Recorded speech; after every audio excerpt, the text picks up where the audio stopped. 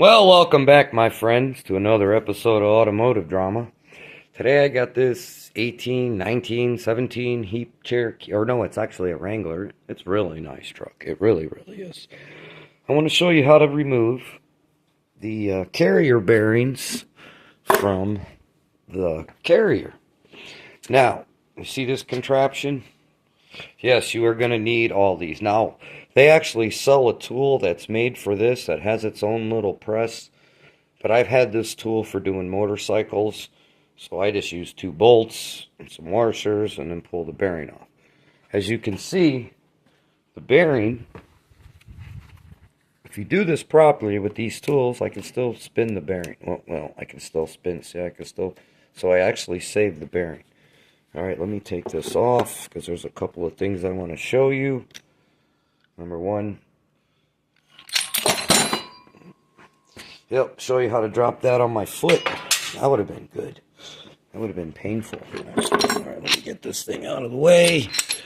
Okay, now, as you can see, I use the spacer. This probably would have fit. Actually, it's a little small, but you gotta have a spacer there, and then when you screw that tool on there, make sure you grease it. Now, I do want to point out, when you are putting this thing on with that contraption, the bolts won't be on there. When you squeeze this thing in, you're going to have to squeeze it really tight and give it a couple taps on either side.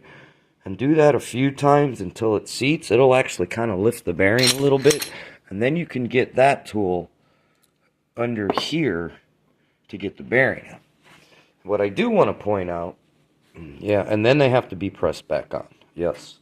Basically, you put them in the press and put that flat. You take the old bearing, you line up the new bearing, make sure you clean this up real good. Okay. And use some emery cloth. You don't want any burrs or any edges on this. You want this really smooth. And then you just simply press them back on. But what I do want to point out, when you are pressing the bearings back on, if you want to notice, they are different sizes. So the big one is on the pin or on the ring side because it's the only driving axle. So I guess they wanted to support that. And it's not even a posi. So and this one goes on the other, just the carrier side. Kind of a pain in the ass to do. You're going to need an impact. If you think you're going to twist that thing off by hand, good luck. You could do it, but good luck. And even when you are impacting this thing on with the tool, and you have the big long shaft thingy, which I almost dropped on my foot, when it gets tight, lay it down, lay the ring on its side, and make sure I have this piece of wood. Whack this thing on this side and the other side, and then smack that screw a couple of times, and sometimes you'll even hear it pop.